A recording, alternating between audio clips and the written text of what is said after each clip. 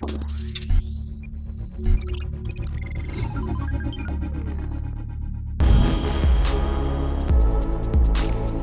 current generation Hyundai i20 was launched in 2014 and has been a runaway success thanks to its sharp styling, frugal engines and a long list of features. Since 2014, Hyundai has sold more than 3 lakh units of the i20 globally. Take India, and Hyundai has sold over 10,000 every month last year except for December. It is one of the best-selling models from Hyundai and certainly in its class. So it was about time that the i20 got its midlife facelift, and Hyundai launched it in style at the recently concluded Auto Expo. It was a world debut as well of the facelift. And while we hoped for really significant styling changes, Hyundai decided to play it safe, and so the changes aren't a whole lot.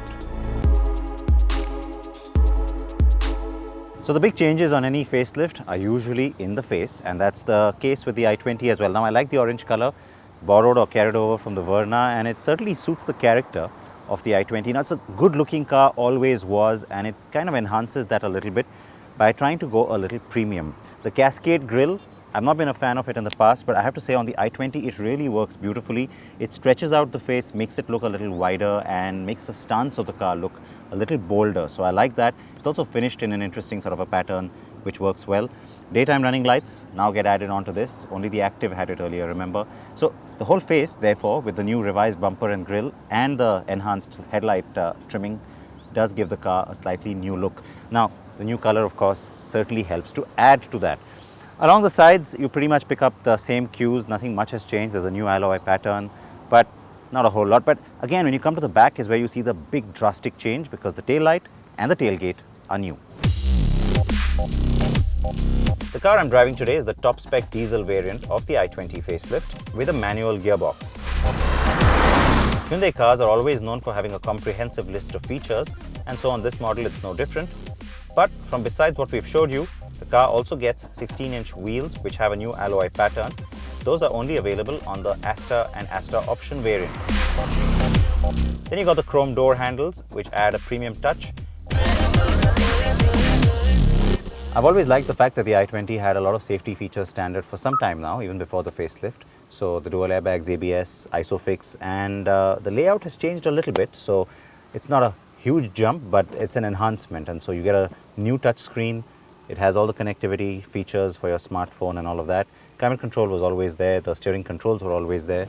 Updated seat fabric makes it look a little bit fresher, I suppose.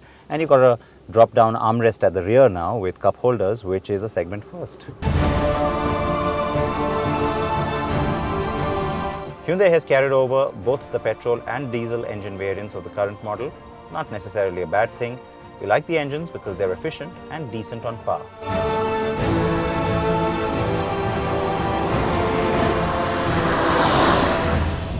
Performance isn't a whole lot different because mechanically nothing has changed. It is a facelift after all, but Hyundai says that it's reworked the tuning on the engines to offer a little bit of a punchier performance while the output numbers remain the same.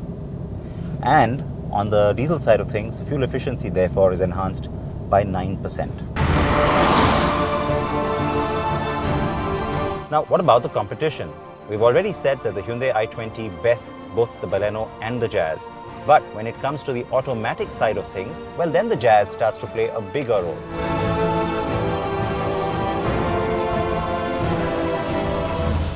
Now, when it came to the shootout between these cars, the i20 has always been our consistent winner, except when you talk about the automatic space, which is becoming very important. So the Jazz CVT is certainly the benchmark in that particular respect, beats the Baleno and certainly beats the 4-speed automatic that the i20 used to have. Now, I say used to have because there's a lack of clarity from Hyundai on what happens to the new automatic. At the time this car was launched at the Auto Expo, no prices were revealed for the automatic variant, and so Hyundai says that the automatic i20 will only arrive around May this year, and we are hoping that it moves from the 4-speed to a 5-speed gearbox.